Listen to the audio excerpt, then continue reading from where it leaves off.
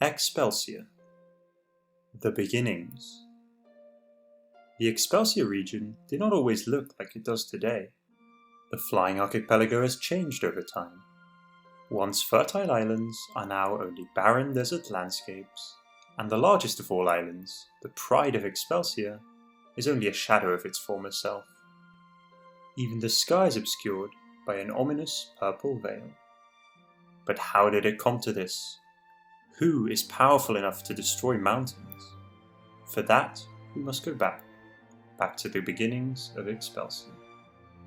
Far away from any civilization, up in the skies, there is a mysterious, floating group of islands. The islands, seemingly thrown together at random, and yet somehow connected, form a region later known as Expelsia. But they are still undiscovered, nature untouched, and the secret of the floating islands unsolved. However, this doesn't mean that there is no life there. The fertile islands with their lush meadows, dense forests, and rivers meandering through the landscape are home to many unique animals and plants. Looking at the landscape, flora and fauna of the archipelago, one island stands out. Larger than all the islands, and with a majestic fountain in the middle of the island, this island forms the center of Expelsia. The mountain rises high into the air, higher than anything else on Expelsia, and its peak is above the clouds. At the edge of the green mountain, a herd of avivis graze and enjoy the peace and quiet in the shadow of the mountain. The avivis are rarely alone, because even though the landscape offers plenty of food and shelter, it is not without danger. Further up the mountain, large birds have made their nests. These birds, known as pteryx, love to hunt. Most of the time, their prey consists only of smaller animals, which do not have much to offer against the swift attacks and sharp claws of the pteryx. But now and then it happens that a daring pteryx tries to hunt an avivi. The avivis are not defenseless, and especially in the herd, strong enough to fend off the attacks. So it usually remains peaceful around the mountain. The pteryx and the avivis, by the way, did not give themselves the names. In fact, at this time they are no more than wild animals, who at most worry about the next hunt or the coziest place in the shade. The spirits are a race of nomads who discover Expelsia on their travels through the lands. They are the first people to settle on Expelsia. But until then, several years will pass, and the flora and fauna of the archipelago will continue to grow and flourish. What is striking, however, is that the trees and plants grow much faster than elsewhere. The animals are stronger and develop faster than usual. This is especially true for the avivis and pteryx. The entire region is under the spell of a mysterious force that makes the trees grow and the animals become strong and vigorous. This power, which comes from within the earth, is strongest in the center, on the largest island with the largest mountain. And on that very mountain, the avivis graze and the pteryx fly around. Over time, the pteryx become even more dangerous hunters, and learn to be much more powerful as a swarm. They can fly further than all other birds, and dominate the skies.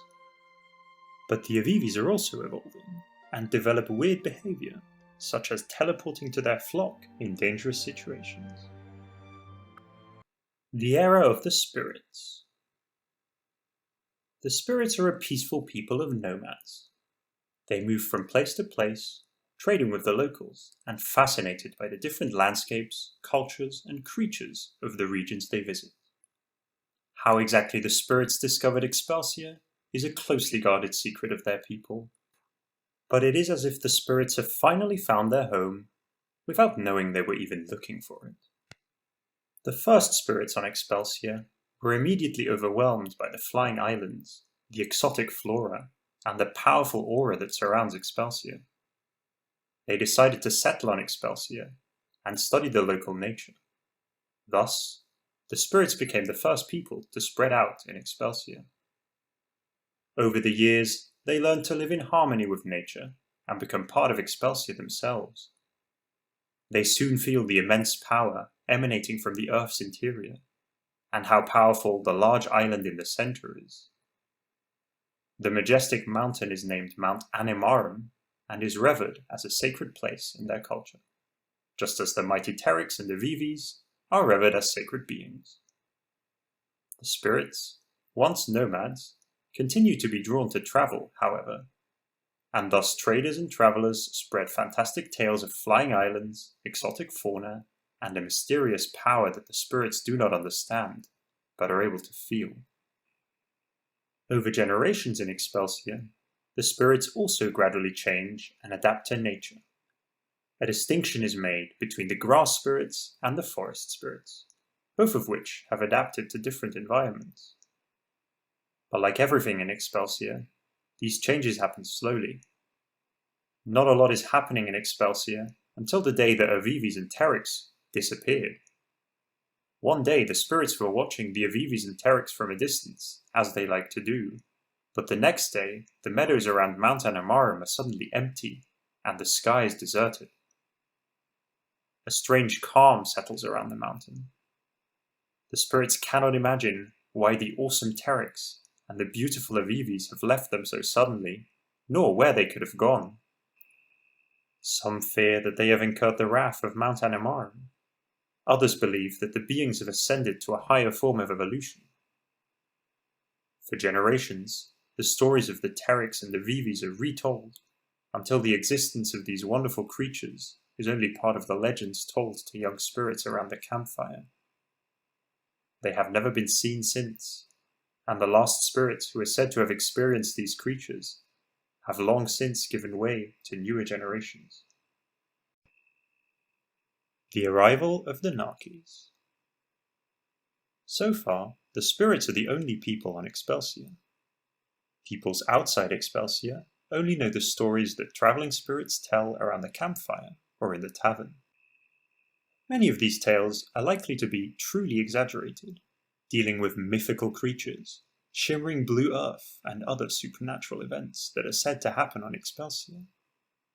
And each time the stories are retold, new whimsical details are added. But there is one thing the spirits never reveal in their stories: where Expelsia is, and how they found the fantastic flying islands.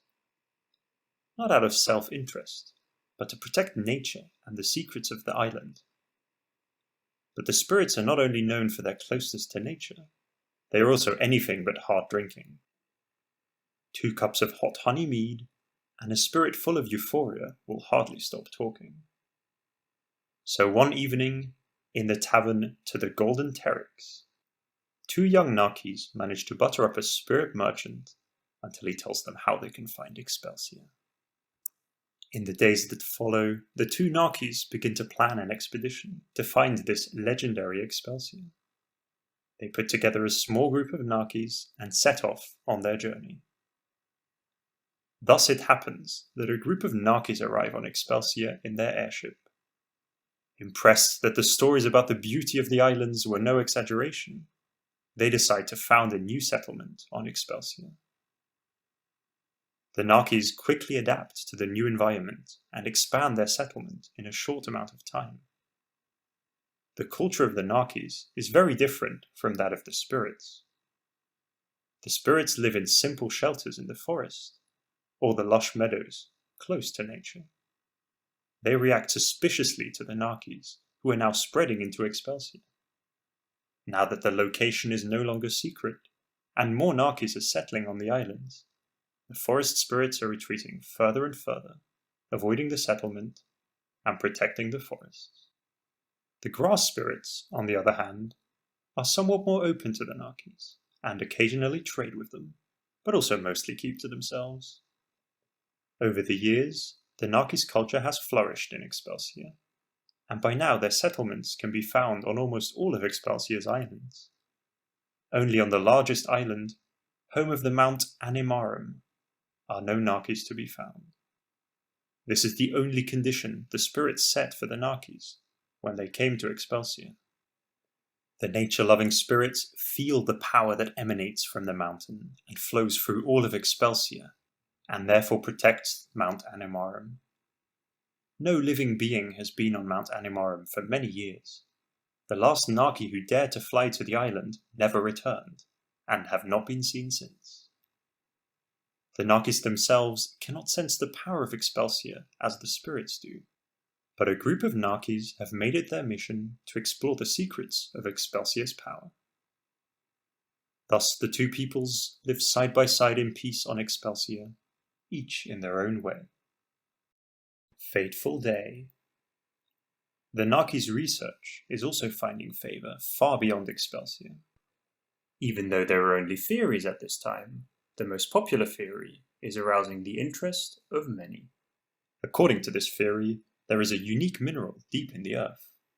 The Narki researchers call it soulstone, which is the reason why the islands fly, the trees grow faster, and the animals are stronger than usual. Although the Narkis still know little about soulstone, the first ideas are already coming up about how to use its power. But it is not only in Expelsia that research is being done on soulstone. One day, a visitor from far away arrived in Expelsia in the largest airship ever seen. The stranger keeps a low profile. The Narkis learn nothing more than his name. He introduces himself as Axos and wants to know everything about the soulstone theory. The researchers, impressed by the huge airship and the appearance of Axos, are only too happy to share their research with this stranger. The spirits, on the other hand, keep their distance, sensing an aura surrounding Axos that is at once alien, yet so familiar. Axos spends several weeks on Expelsia, and he is not talking to the Narki researchers or taking soil samples. He is on his airship. No one is allowed to enter the ship, and no one from his crew is ever seen, although it is impossible to pilot such a large airship alone. Over time, the Narkis see Axos less and less, but every time they see him, he seems to be in a worse mood. He becomes increasingly impatient and swears at the Narki researchers who, in his opinion, are making too little progress. Ominous noises from his experiments keep emanating from his airship, and rumours are quickly spreading that he is conducting experiments on live animals. The spirits refuse to talk to Axos, and the Narkis are also getting more and more outraged. In addition to the noise and occasional screams, purple smoke is now coming out of the airship, which does not bode well. This is finally too much for the Narkis, and a group of angry Narkis gather in front of his airship and demand an explanation. They call for Axos in vain, and just as one of the Narkis steps forward to enter the airship by force, Axos steps out. The crowd falls silent, and looks up at the strange figure. Axos no longer hides his face under a hood, so that all present can see it, and what they see disturbs them deeply. Axos is emaciated, scarred by hours of study and experimentation, but his eyes reflect pure madness. Glowing violet, restlessly wandering, no one can withstand his gaze. Everyone can feel the change Axos has undergone. Without a word, Axos pulls out a staff made of pure soulstone, but the soulstone staff does not shimmer in a dull blue as was usual for soulstone, but glows violet. Axos has succeeded in changing the power of the soulstone, in harnessing it. With a single stroke, the corrupted soulstone staff slays the two Narkis standing in front of it. Before the remaining Narkis can react, a blood-curdling scream rings out from Axos' throat. His mighty airship lifts off, as if by magic, faster than it should ever be possible. And by the time the first Narkis have regained their composure, and turned to the dead Narkis in grief and anger, the airship is already up and away in the direction of Mount Animarum. So now Axos has shown his true personality, and this is only the beginning of much greater chaos and suffering. War. For days, the mighty airship of Axos has been circling Mount Animarum. The elders of the Narkis have gathered to discuss how to proceed. They feel an unprecedented urge for revenge mixed with fear and uncertainty. Even the spirits, who have never interfered with soulstone research, sense a change within Expelsia that does not bode well. While a group of young Narkis, like all other Narkis inexperienced in battle, but all the more determined, prepare to face Axos, and the wisest Narki researchers still puzzle over the conversion of pure soulstone. A storm is brewing around Mount Anemarum. The Narkis of the nearby islands seek shelter in their homes, as the increasing wind whips across the islands, and bright purple lightning rips through the darkness. A rapidly spreading, dense veil surrounds the airship, and occasionally the storm carries scraps of a strange language to the Narki settlements. Axos stands on the deck of his airship, with his arms raised, his deadly soulstone staff in his right hand, muttering a litany of an ancient language in defiance of the storm.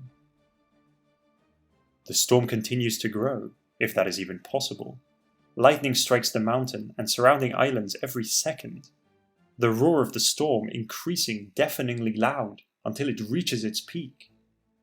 A powerful bolt of lightning, far surpassing all others, strikes the top of Mount Anemarum with a tremendous thud that can be heard as far as the outermost islands of Expelsia.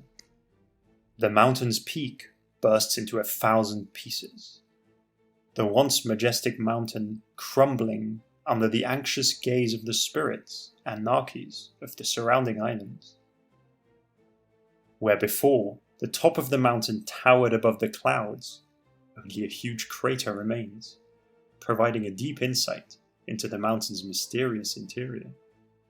Instantly, the wind dies away. No more lightning illuminates the night sky. Only the purple mist remains, settling over the islands around the center. Triumphantly, Axos approaches the crater in his airship, inside which is the largest deposit of pure soulstone in Expelsia. But it is not only in the center that the storm has revealed soulstone. All over the surrounding islands, where the mighty lightning bolts struck, they reveal sources of soulstone.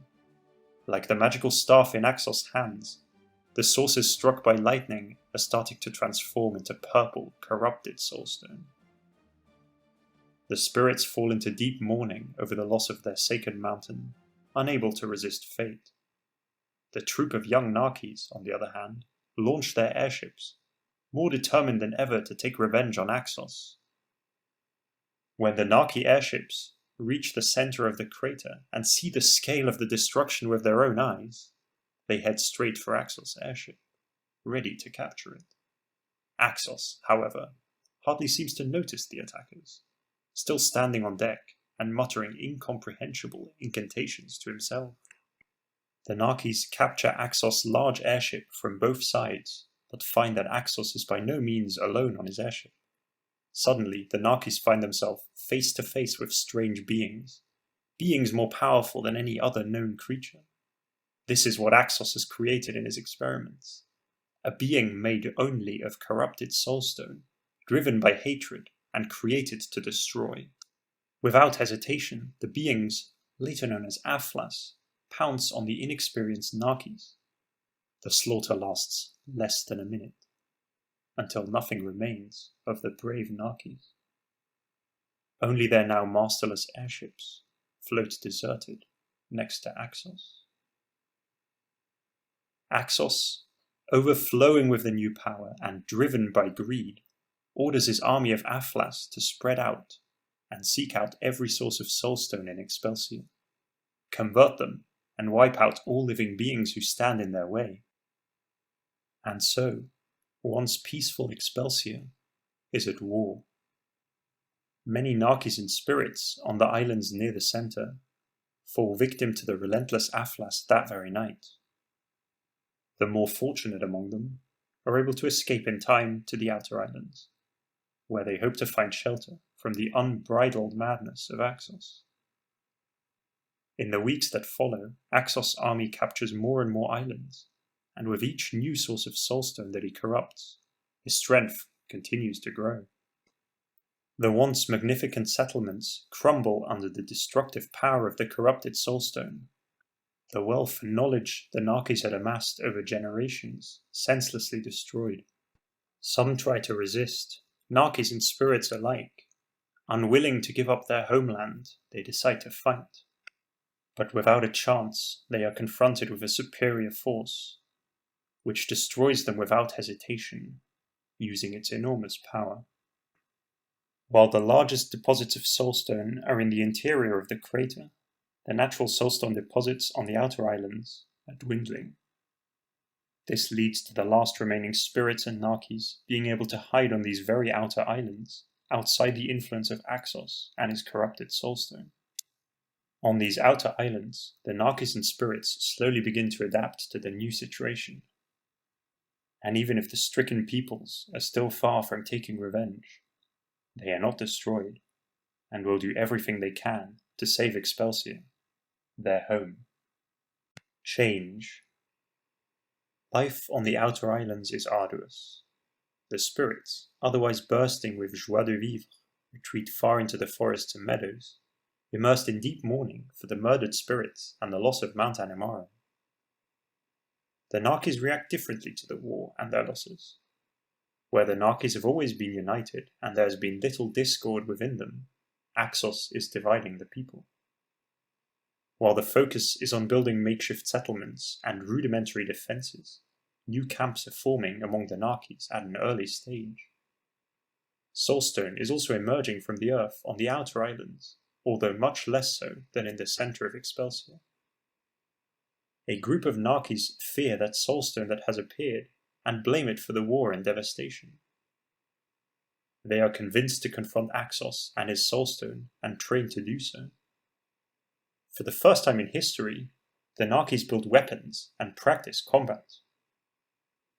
This drive soon gives rise to a group of physically strong Narkis, who set themselves the goal of protecting the Narkis and one day confronting Axos. Meanwhile, other Narkis are intrigued by soulstone. It seems to be the answer to the years of research around the mysteries of Expelsia, and although almost all of the research was lost in flight, the Narkis, who call themselves druids, are making rapid progress in using soulstone without corrupting it as Axos does. A group of eldest Narkis, on the other hand, view the new direction the Narkis are taking with great concern. In vain, they insist on the old principles of their culture, and implore the other Narkis to refrain from revenge. However, when they realize that the word of the elders no longer carries the same weight as once before, they decide to understand for themselves the fundamental nature of Expelsia. To this end, they set out as hermits to explore soulstone and the mysteries of Expelsia in harmony with nature, much like the spirits. But the greatest break with old traditions is a new cult of zealous Narkis. They worship soulstone as a sacred gift, call themselves Raider Narki, wear red robes and develop strange rituals around the soulstone.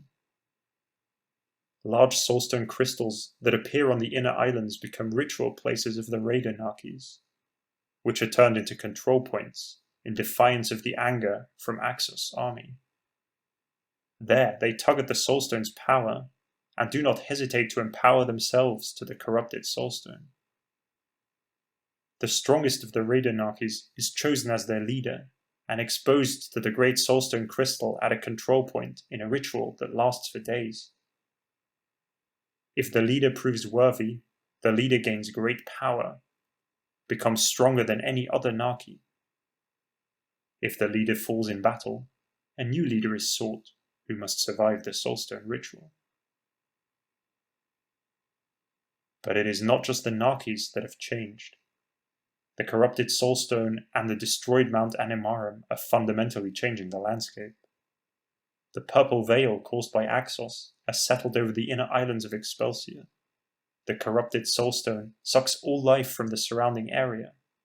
Rivers dry up, trees perish, and a dry desert is left behind. Most creatures flee or die due to the extreme changes. Only a few strong creatures manage to adapt.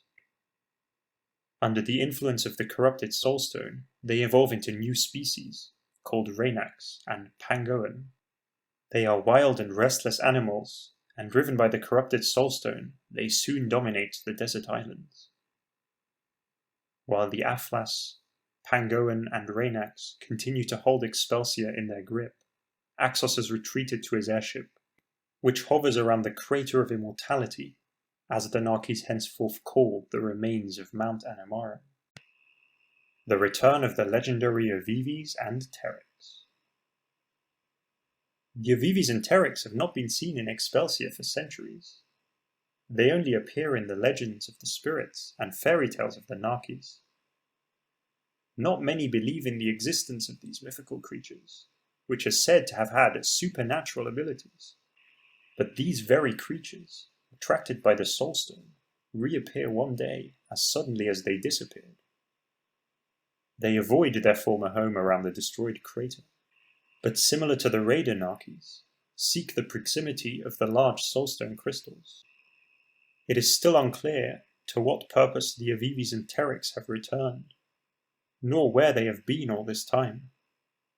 But it soon becomes clear that the Avivis and Pteryx really are as powerful as described in the stories, even if some of the abilities the creatures are said to have are undoubtedly exaggerated. For example, no Pteryx has yet been sighted that can breathe fire, but the Avivis do seem able to teleport. The spirits see the return as a good omen. The legendary creatures give the spirits back the hope and joy of life that once characterized the nature-loving people. But will the legendary creatures join the fight against Axos, or do they have completely different plans? The arrival of the adventurer. The destruction of Expelsia, the eruption of Soulstone, and the madness of Axos do not go undetected outside Expelsia. Above all, the description of Axos and his research awakens an evil foreboding in a people far outside Expelsia. They are a people who learned about the power of Soulstone early on and have been pushing it for centuries. But since Soulstone is so rare, it mostly remained theories. Axos was an aspiring young explorer with aspirations to harness Soulstone. Frustrated by the slow progress, he began collecting Soulstone on his own and conducting his own experiments. However, when a conspicuous number of dead and deformed creatures began to accumulate, the Academy realized what cruel experiments Axos was conducting to achieve his goals. As a result, the Academy banished Axos, and he has never been seen since. It soon becomes clear that Axos must be stopped, but it is not only the moral obligation, but much more the prospect of the rich Soulstone deposit that leads to more and more adventurers preparing their airships and setting off for Expelsia.